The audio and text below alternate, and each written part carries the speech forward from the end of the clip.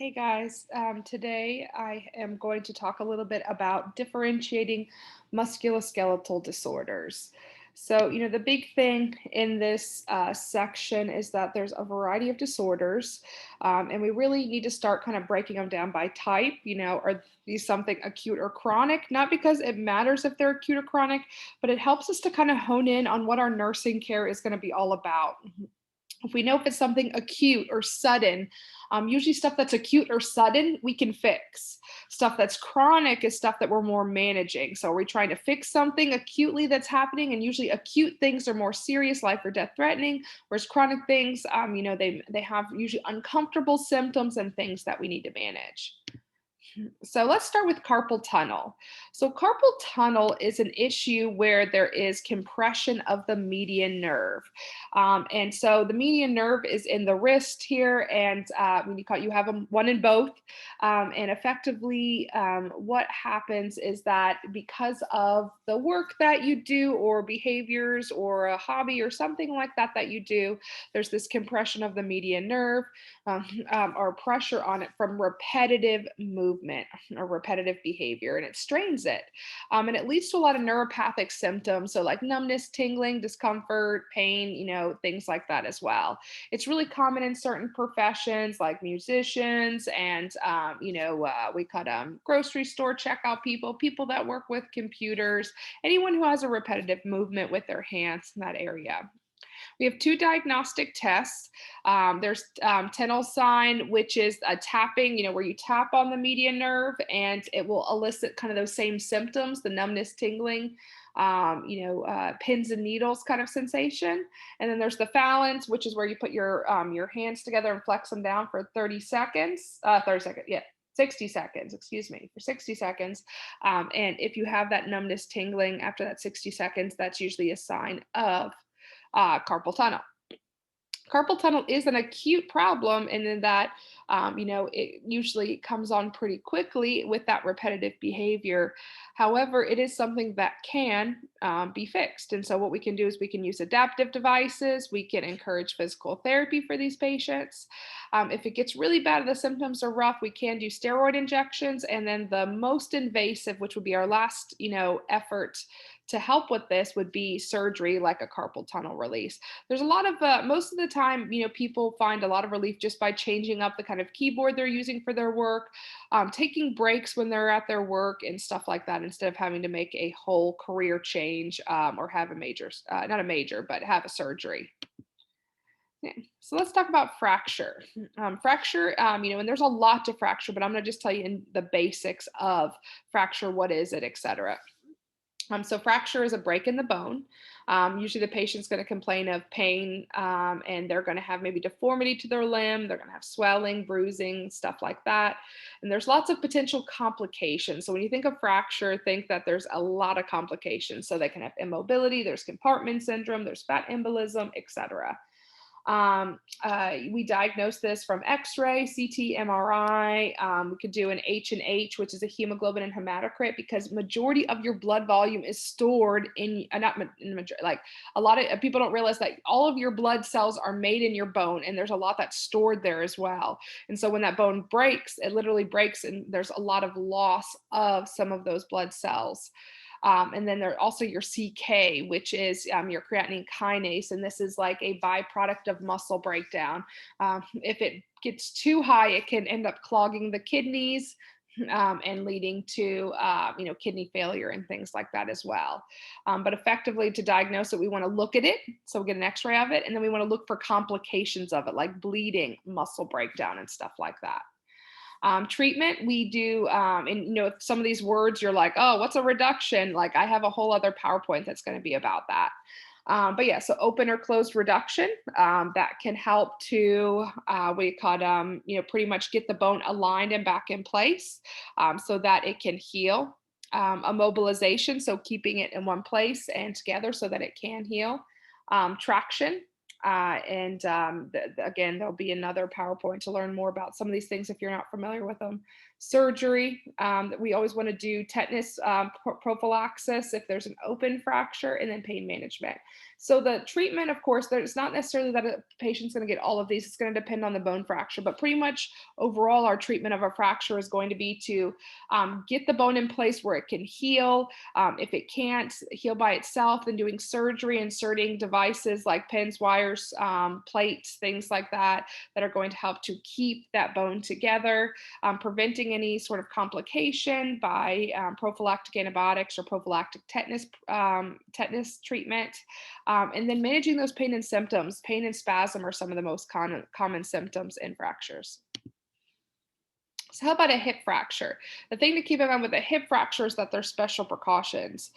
So after patients have hip fractures, have hip fracture repairs, I should say, is that, there's certain things that we don't want them to do. We want them to avoid more than 90-degree flexion. So in other words, we do not want them to be sitting like fully straight upright with their hips and their legs at a 90-degree angle. Effectively, we want them to usually be using elevated seats, like elevated toilet seats and things like that. We want to avoid adduction or moving inward. So in other words, we do not want them to rotate in, or like if their legs are like this, we do not want them to rotate in or cross over or be turning in, anything like that, because that can actually pop their hip out. Like I mentioned, we don't want them to cross their legs. So a lot of times we, in the hospital, and when they go home, we encourage them to have a pillow in between their legs to remind them not to cross their legs. We also might, like I mentioned, have an elevated toilet seat to prevent that 90-degree flexion of their hip. Talked about the pillow between their legs, and then we want to keep their hip in a neutral, straight position. Effectively, we don't want this to become dislocated. And then the patient also needs to be taught what are the signs and symptoms of dislocation, so that they do not have an issue with what do you call it? Of their hip is out of place and they're not aware of it. Usually, if your hip is out of place, if it gets popped out of the socket, it's not going to function. It's going to hurt. You're going to know it. But patients that might be older, which is a lot of patients that have hip fractures, they may not always be aware. So we need to make sure them and their family knows what are those signs and symptoms of a redislocation. So there's also amputation. So usually the top two things that are going to lead to an amputation are going to be peripheral vascular disease and diabetes. When I say peripheral vascular, I'm talking about peripheral arterial disease. Because remember, peripheral artery disease is pretty much a lot of the same teaching with diabetes, where we want them to have really meticulous foot care. I'd love to prevent amputation, but if I can't prevent it, I'm going to diagnose the need for an amputation with doing a white blood cell count to kind of see if they have some sort of infection that might be in their foot. I'm going to do Doppler studies so that we can assess for the blood flow to their feet. I'm saying feet, but it can be the arms too, but usually it's the feet. And then x-ray to see if there's maybe a bone infection, bone breakdown, or bone injury as a result of whatever's going down, if there's an infection or something else on their foot. And so treatment, amputation is the treatment, but let's talk about after amputation. So, my overall goals in management of a patient after amputation, I want to manage their pain and their phantom limb pain. And so, pretty much if they say they're hurting, I'm going to treat their pain. I'm going to try to hopefully encourage them and use other techniques in the future to help them to their body to recognize that their limb is gone. But in the meantime, especially in that acute period, their pain is real. And I need to help them to get focused on reconnecting those, the fact that there was a loss of limb there, their brain hasn't caught up to yet. Also, positioning is going to be important. I don't want prolonged time in the chair for this patient, no pillows under their extremity. And we alternate we really like them to switch up positions to prevent contractures, but prone positioning is really helpful for this patient. Not all the time, but throughout the day, we kind of take turns, between, lying on their back with the head of bed elevated somewhat, then to lying on their, in the prone position as well. They should know the signs and symptoms of infection and follow good hygiene, because infection can be high risk after this, especially since a lot of these patients have diabetes. Also, no lotions, alcohol, or powders to their limb, because that can definitely lead to breakdown. And then they need to learn proper bandaging and care, because they're going to have new devices. They may be fit for a prosthesis, so they're going to need to kind of learn, how to manage that. All right, I know that we're going through these like pretty quickly, but that's kind of the point. This is not meant to be, this is everything you need to know about all of these. This is meant to be just like, hey, if you're having trouble kind of differentiating some of these, hopefully this will kind of make it very clear for you, or at least a little more clear than maybe where you're at. So there's also acute back pain. That's usually from strain or injury. It usually is 4 weeks or less time frame that pain is occurring. We can diagnose it with a straight leg raising test where we have them raise their legs up, lying on their back. If they have pain in their lower back, it's usually the lower back where we carry most of our weight. Then it can be a sign of a back problem. We can also do an MRI or CT and sometimes see a change there. We want to teach them good body mechanics, positioning them on their side with a pillow between their knees, or back with a pillow under their knees, and then manage their pain, heat and cold application, pain medicines, muscle relaxers, gentle exercise, a mix of exercise and also rest, and then weight loss if that's applicable to them. If it becomes chronic, then we'll do surgical intervention, steroid injections, or other alternative therapies like what was I going to say? Biofeedback and things like that can help with that. There's also like acupuncture, acupressure, and other alternative therapies that can be used. So let's talk about degenerative disc disease. So this might sound like, hey, isn't that back pain? But degenerative disc disease is actually a problem. Because a lot of back pain is caused from like a muscle or other problem. This is a problem in your spine, in your disc. So this is a spinal disc breakdown that leads to back pain. They also can have other symptoms since the spinal cord is involved. They can have numbness, tingling, or they can even have bowel and bladder changes because this is usually happening in the spine, in the lower back. And that's where a lot of the nerves are that send messages to the rest of your body to empty the bowel and the bladder. We do that straight leg raising test, like I mentioned, where you lift your legs up and then put them down and see if you feel that pull in your lower back. They can be managed conservatively without surgery, so that you can do a brace, heat and ice applications, massage, medications, or steroid injections. But a lot of people end up having surgeries, and those surgeries, examples of them are a laminectomy or a fusion. So after surgery, I really want to make sure that we're maintaining proper alignment of the spine. We're going to do what's called log rolling, which is where I don't want them to twist their body. I want them to keep their body, so they're going to turn their body. Like when I'm turning their body, usually two people go in and we're trying to turn their entire body and keep everything straight. So when they're turning, instead of twisting like across, we're trying to turn their whole body with them so that they're not twisting their back at all. We want to monitor for cerebral spinal fluid drainage from their incision. So most incision, the kind of drainage you should have from that is going to be like a serosanguinous or a sanguinous drainage. But if you see just a clear drainage, that could be a sign that they're leaking spinal fluid onto that, and that can be incredibly dangerous and life-threatening. So we definitely need to monitor for that. And then we want to do really good peripheral neurovascular assessment because these patients, again, can have numbness and tingling. A lot of these patients, they'll come in and say, hey, yeah, I used to be able to drive, but now I can't feel my foot when I'm pushing on a gas pedal. And that's really dangerous for them. So we want to kind of see where they're at. What were they feeling before? What are they feeling now? Having degenerative disc disease can cause them to have that numbness and tingling, but also having the surgery could cause a new problem. So I want to make sure, kind of see where they're sensory if they're having any paresthesias, all those 6 P's and 1 C, I want to do very in depth. And then also support their bowel and bladder function. If they were having a problem before or not, I need to make sure that if they were having a problem, that it's getting better. If they weren't, that a new problem isn't starting. All right, so now let's start talking about the arthritises. So there's osteoarthritis, and this is a bone-on-bone problem. It's more common with older age. So you're going to see this in people usually that are older. It's not because of age that it's happening. There's other factors, but it's more common as you get older. It's not an inflammation. And the way that a lot of this, when you're trying to differentiate the arthritis, is you want to look at how they're different in their diagnosis and their symptoms and their treatment. So diagnosis wise, they have what are called osteophytes on their x-ray, which are like kind of like bone spurs. On the x-rays, which is usually, it's a sign of that bone on bone and breakdown and stuff like that. If we got an analysis of their synovial fluid, which is that fluid that's in the joint, it would show that there's no inflammation. And if you checked a CRP and an ESR, which is a C-reactive protein, or an erythrocyte sedimentation rate, those are both inflammatory markers. Those would be not elevated. So, and again, this is not an inflammation. So osteophytes on the x-ray, but no signs of inflammation in the synovial fluid and no signs of inflammation in the blood labs. The symptoms that make osteoarthritis different are going to be that they are full of nodes. So they have Heberden's nodes and Bouchard's nodes. They also have what's called crepitus, which is the sound of like bone on bone. Like if I had crepitus in my wrist and I was bending it, you would kind of hear kind of like a squeaking door kind of sound.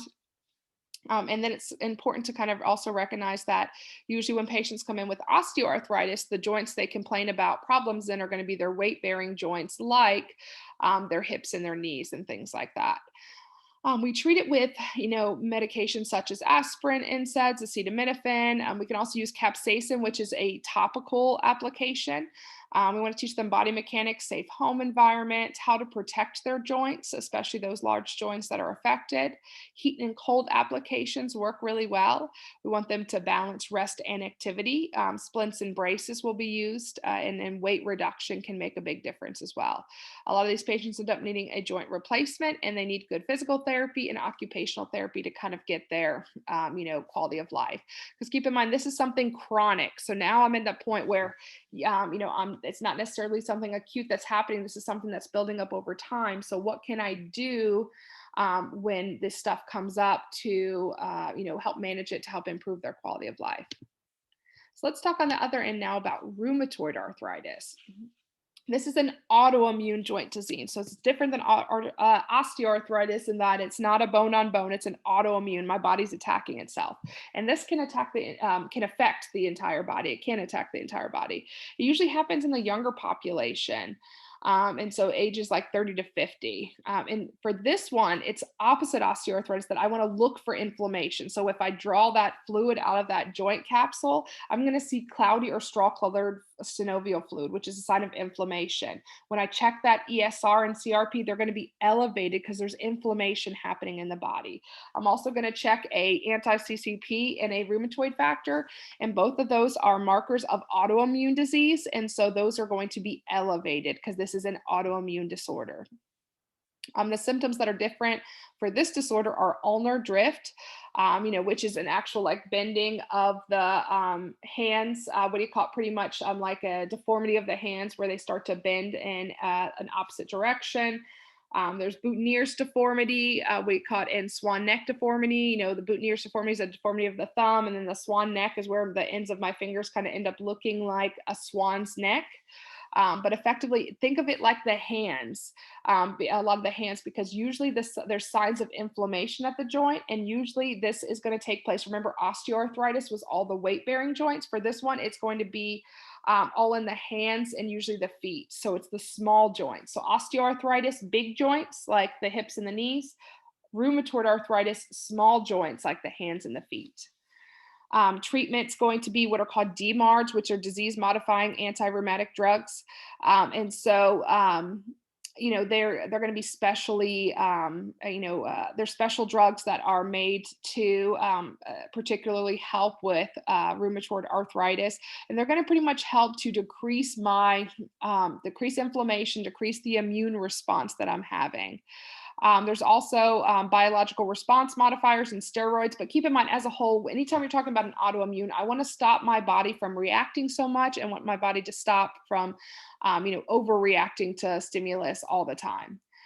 Usually with these patients, something that might be a little different is they usually wake up with a lot of stiffness. So usually in their joints. And so I want them to, go to the shower in the morning and take a warm shower to help reduce that joint stiffness. We also want to teach them how to protect their small joints. And I can do that by telling them things like, like when I push off a chair, instead of pushing off with my fingers, I'm going to push off with the palms of my hands. So not using my little joints to kind of support any weight.